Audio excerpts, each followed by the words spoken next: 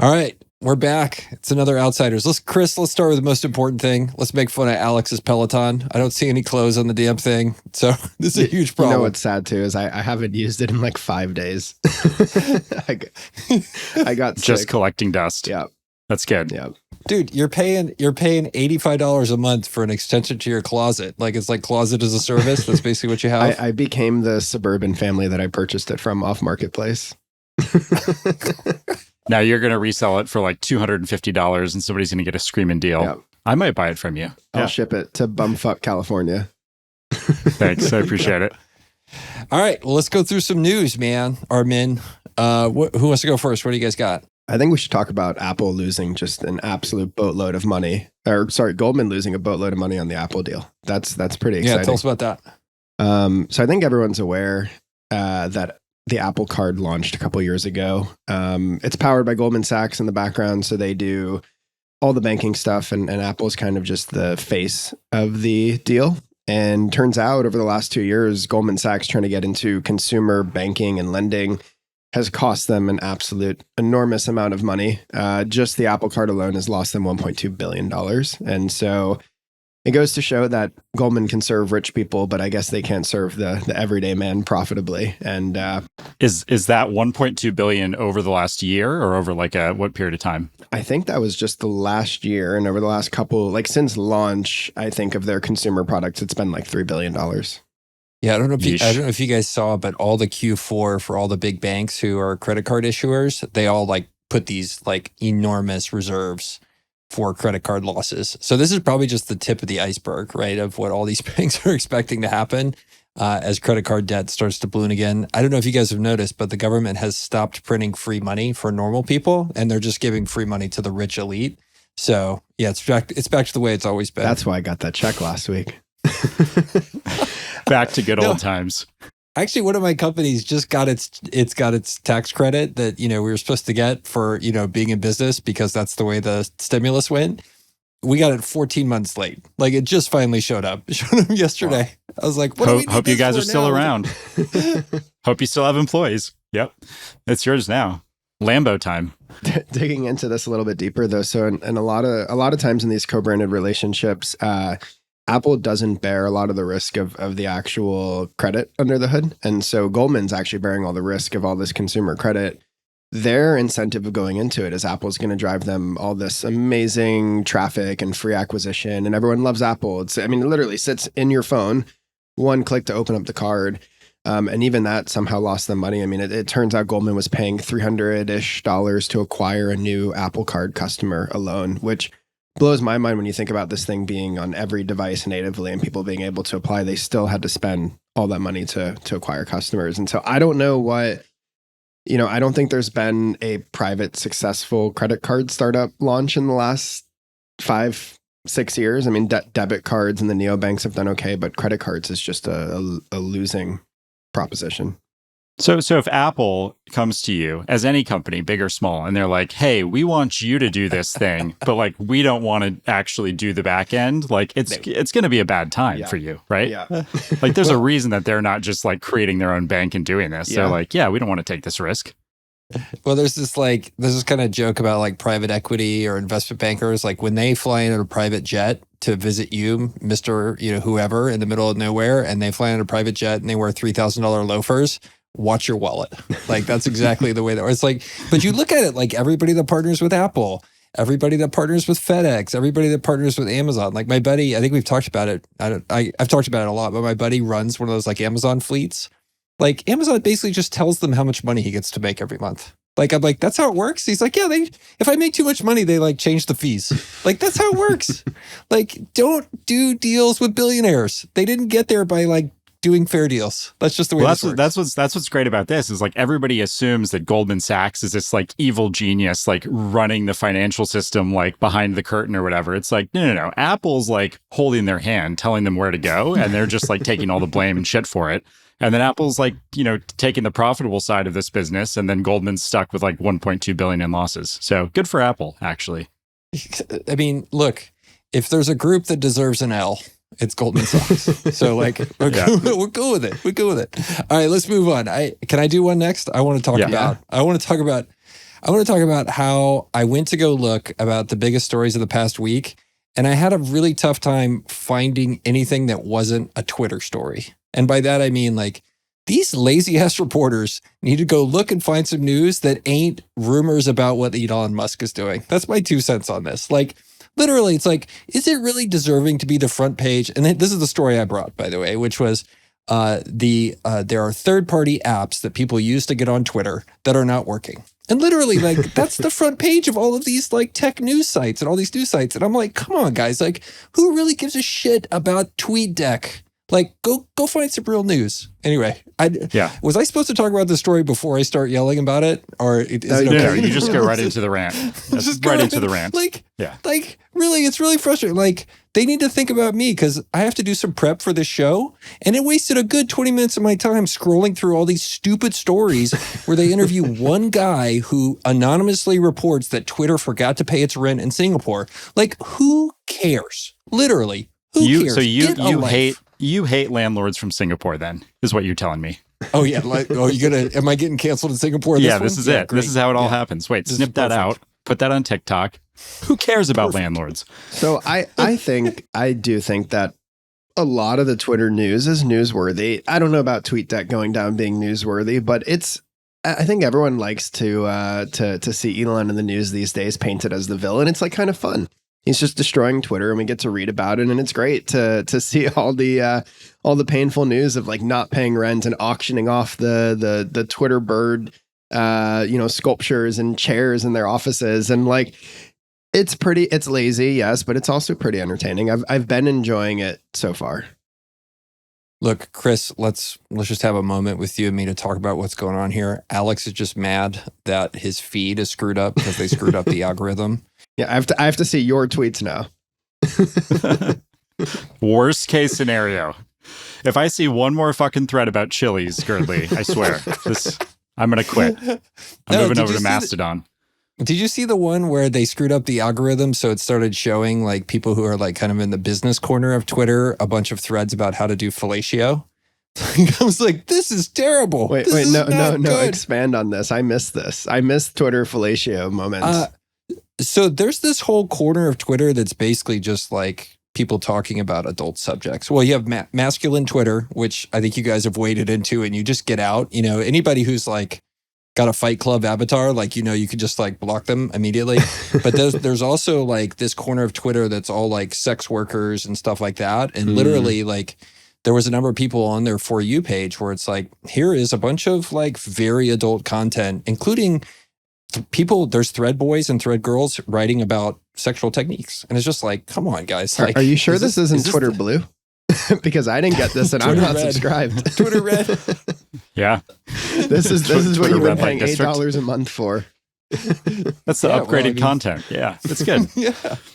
I mean, yeah, every news cycle needs a main character, and Elon's going to be the main character, and yeah, I mean, there's so many like pointless shit that you can talk about with him, but it's entertaining, and I think it's actually entertaining to people that don't even follow tech news all that closely. It's like you may not understand tech, you may not understand what's happening with OpenAI, you may not understand what like GPT-3 is or what blockchain is, but like you get this like multi-billionaire guy who's sort of like fumbling his way through a tech purchase. And that's hilarious to like the average person who's outside of tech. So I think as a result, it's like the media knows that that's going to drive clicks. That's going to drive like, hey, look at this stupid billionaire. I do think we need to appreciate that. I think our first episode, Girdley said that he drove in a Tesla and it was not worth $70,000. And the next day, Tesla slashed prices by 25%. You're a market mover, Girdley. Look, that's the way it should be. Okay, so here's the point I wanted to make.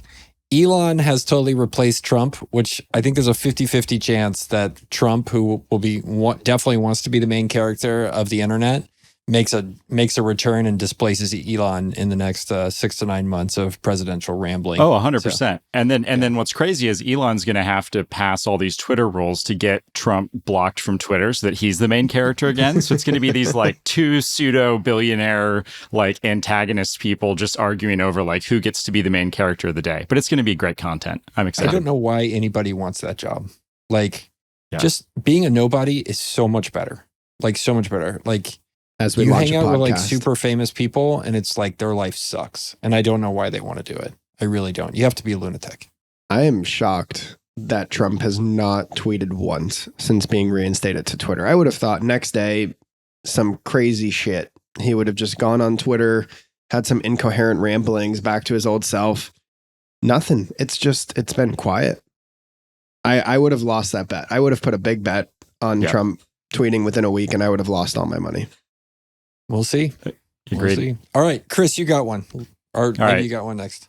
Yeah, so there was this controversy that was all over the internet about OpenAI, which is interesting. Like I think the underlying subtext here is that OpenAI was paying thousands of Kenyan and Ugandan workers under $2 an hour was sort of the headline.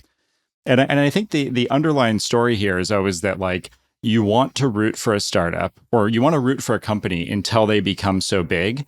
And then the world just like very quickly turns on them. And I think that this is fascinating with OpenAI because it's like, it's such a cool thing. And the news was like pretty universally positive, I felt like, about OpenAI until a week ago. And then it's like, oh, wait, you're doing like a deal at $30 billion valuation.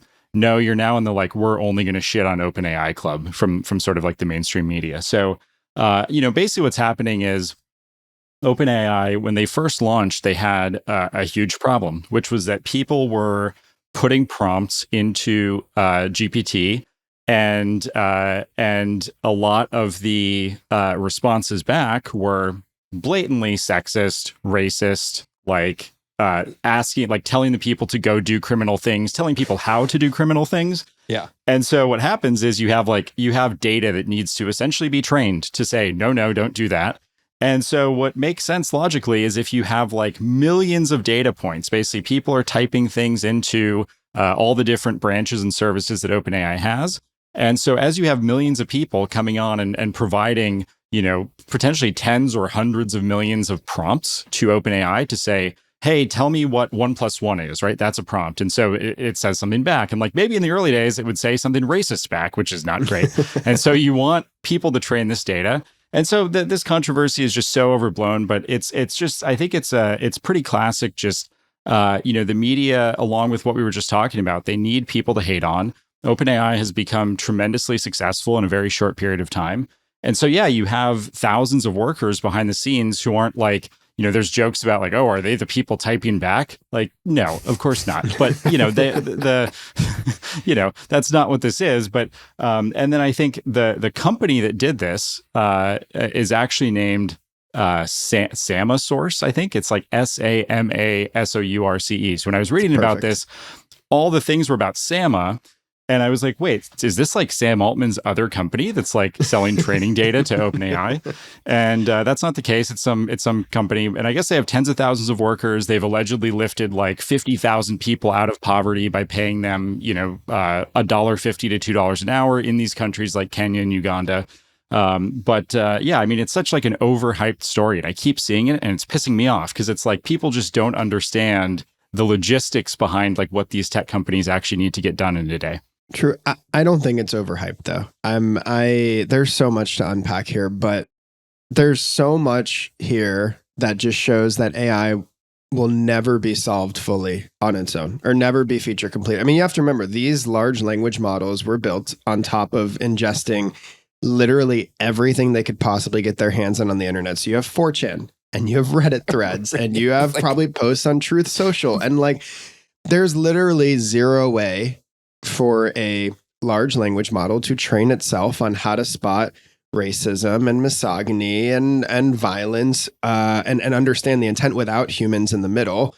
And this has just been like the perpetual problem with every user-generated content website that became large. Twitter, Facebook, Pinterest, they had to get people in the middle to classify these and train the models and ultimately they find the cheapest possible labor and they outsource it overseas and they pay workers, $1 to $2 an hour to see the most graphic, horrible shit on the internet and say, this is rape, this is incest. And they literally have to like label these things. And so, I mean, it's fairly traumatic when you read stories of people who used to do this with the Facebook consultants and the agencies that they use. And like, it's no surprise that OpenAI is using companies not doing it in-house, because like they're not going to make a software engineer view the shit that no one wants to see. And so yeah, if you just outsource it 3,000 miles away, it's like it never existed.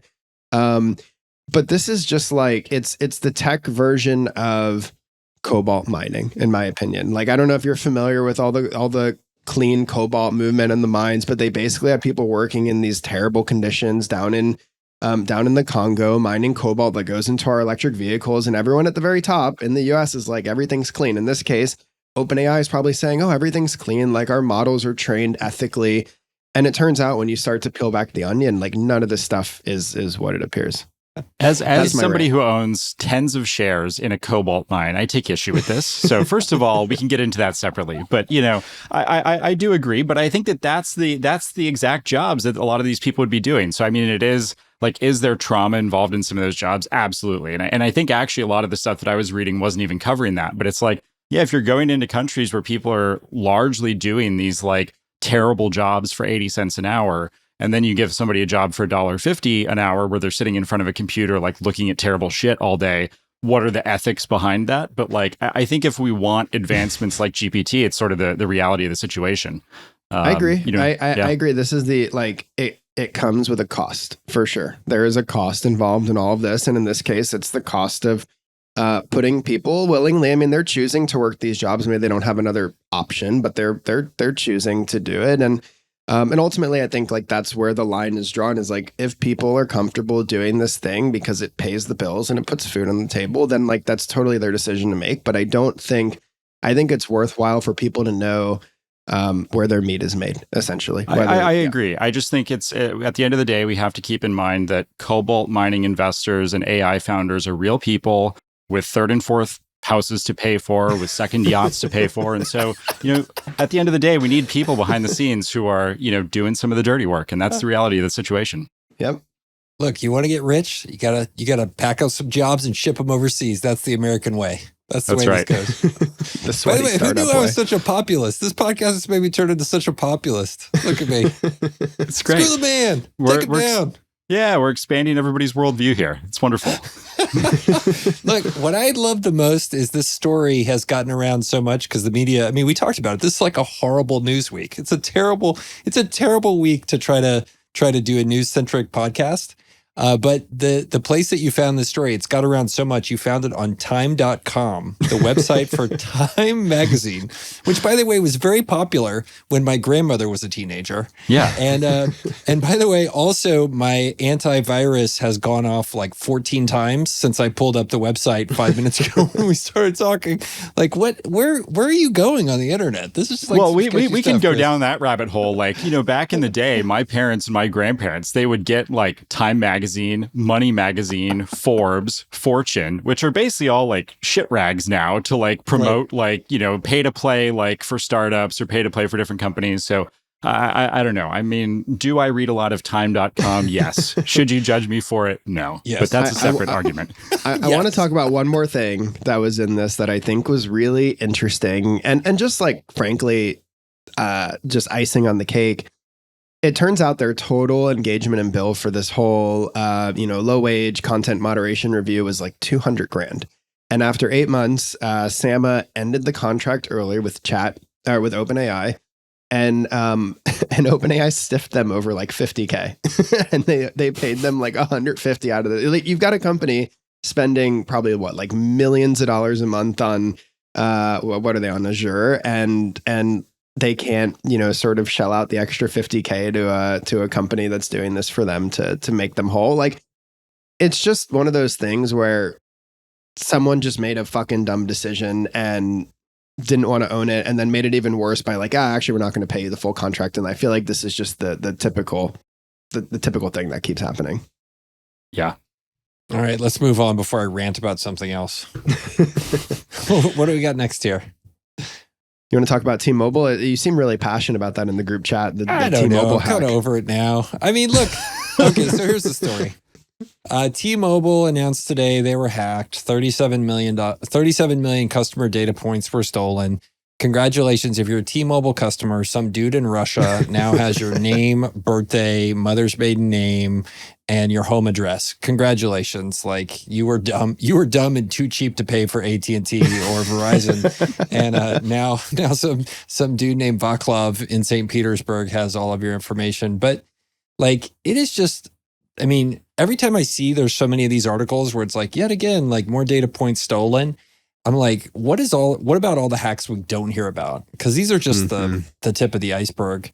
So I've become so desensitized to this. You know, it's like my dentist office got hacked. You know, it's like everybody has my name. Everybody knows where I live. Everybody has my phone number. Yeah, exactly. They know about that 2018 root canal. Like, it's just, you know, who cares at this point? Unless it's like actual financial data, or it's like, you know, data about people's kids or something like that. It's like, I think that we can get offended about all that stuff. But yeah, like kind of surface level data hacking, it happens like every day all over the world. Who cares? Yeah, I would say we're going to get a lot of angry phone calls after this show from T-Mobile listeners, but they're not going to be able to call us with their service. Don't worry, they're out of minutes because they didn't pay their bill because they're T-Mobile customers. I had T-Mobile once. And people would make fun of me. They're like, "Oh, you're too cheap for AT&T." Oh yeah, I would get roasted. When I first started dating my wife, when we started dating 11 years ago, she was like, "Oh, you're a T-Mobile guy," and it almost ended our relationship right there. So I swiftly switched to AT&T, and then, you know, it hasn't been a problem since. But John Legere is screaming at a cloud right now.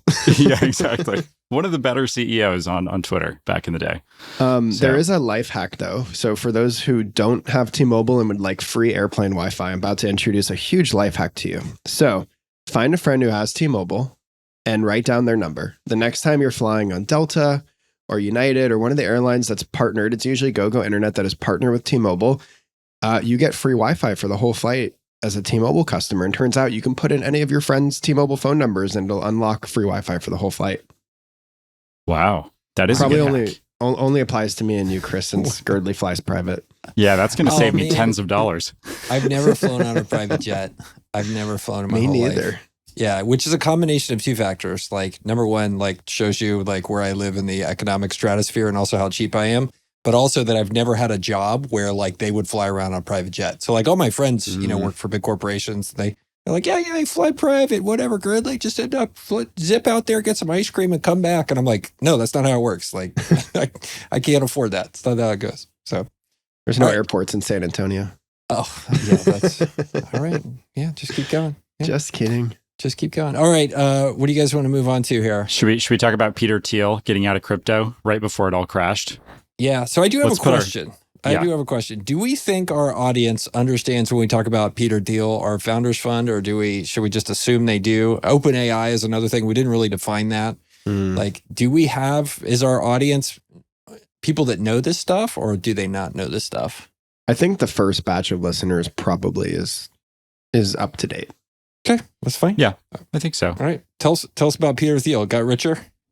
Yeah, Peter Thiel, who's one of the founders, I guess, of Founders Fund, billionaire. He did this interesting strategy where he, for years, I think starting back in 2014 or 2015, they had a crypto fund that they opened at Founders Fund, which is a venture capital firm. And they had this special crypto fund that they were going to use to kind of do these like strategic bets into crypto. And along the way, since 2014, 2015, I think that they've deployed about 2/3 of the fund into Bitcoin directly and 1/3 of the fund into other sort of crypto bets. The fund size, I think, was hundreds of millions of dollars back in 2014. And he, by 2022, early 2022, Peter Thiel and Founders Fund had made $1.8 billion in profit on this trade of going sort of all in on Bitcoin and other crypto shitcoins. And throughout 2022, Peter Thiel's going to all these conferences, hyping Bitcoin when it was at like $44,000, saying like, this thing could easily 100x from here. He's going to like Bitcoin Miami conference, talking about like how they have this massive bet. He had sold the bet long before he's going to these conferences. So he's just like shilling, like buy. He sort of dumps his bags way before the crypto crash in like March of 2022.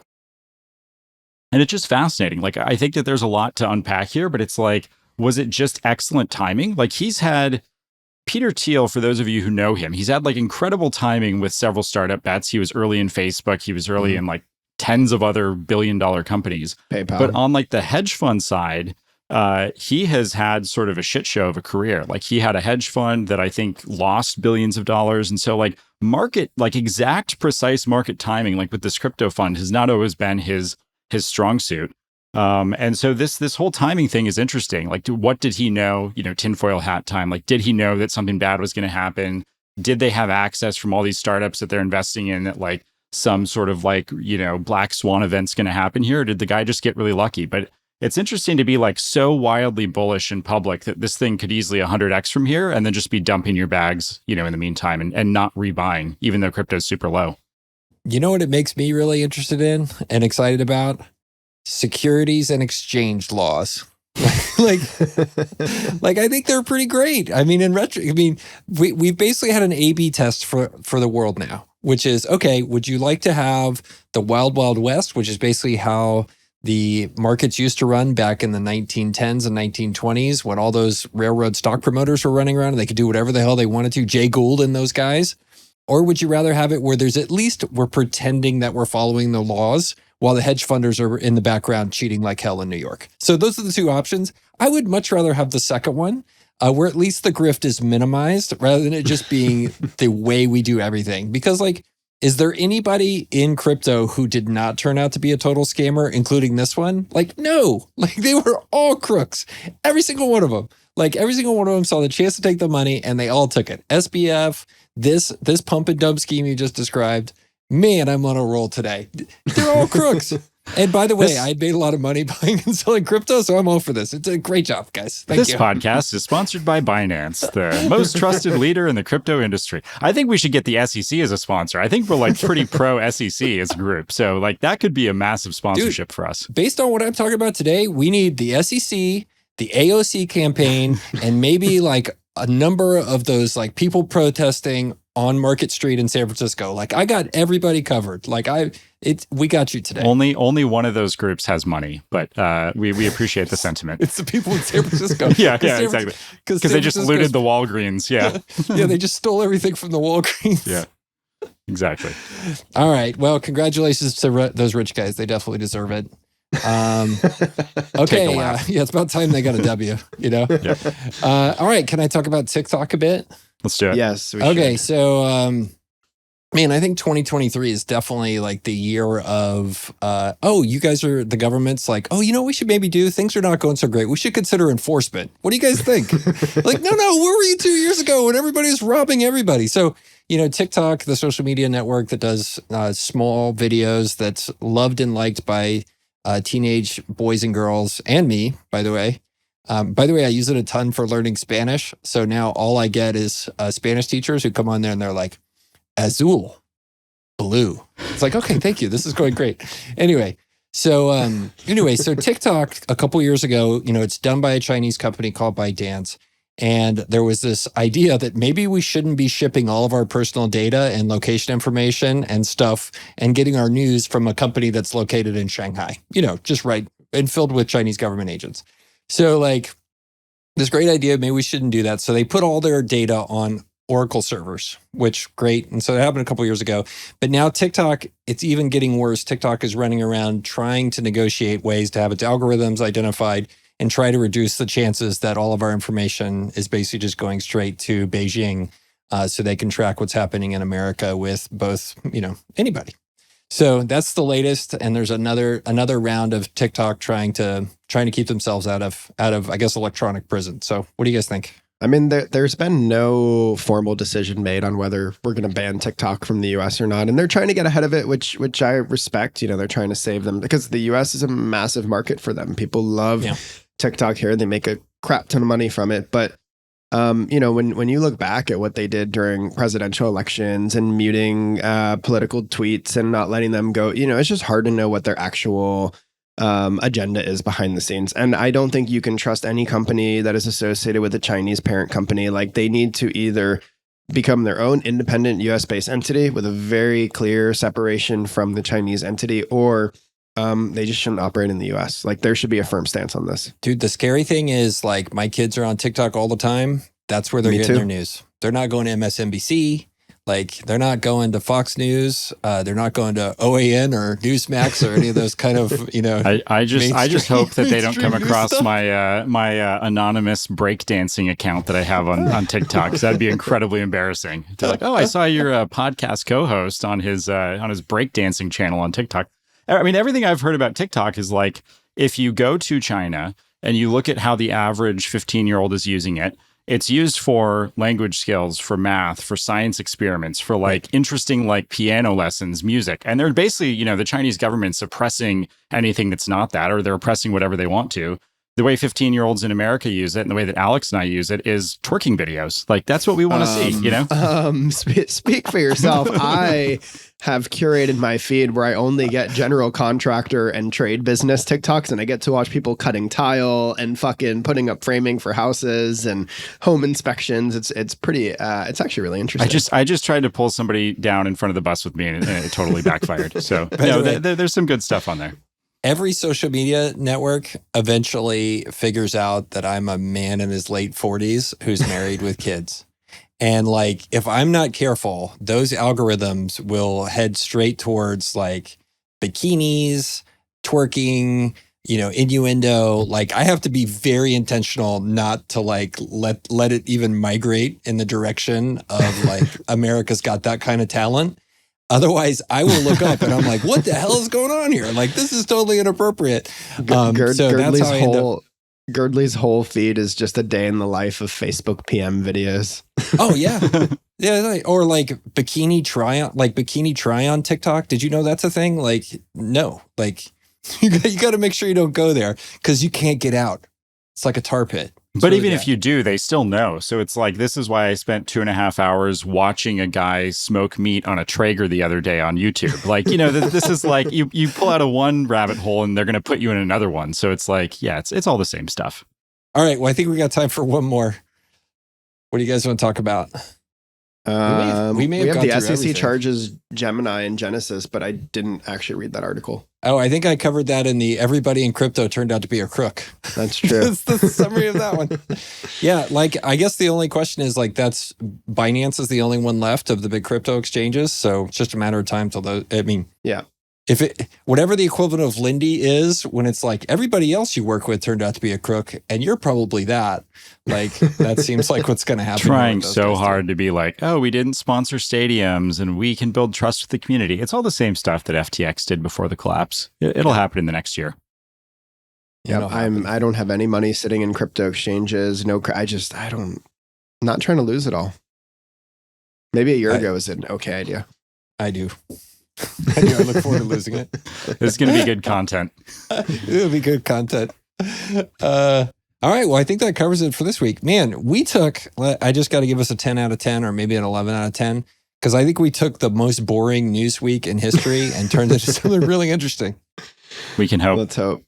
No. And look, man, I think I went all the way from far left aligning with AOC's campaign to then calling Newsmax, mainstream media. Like, dude, that's some talent right there. 10 out of 10.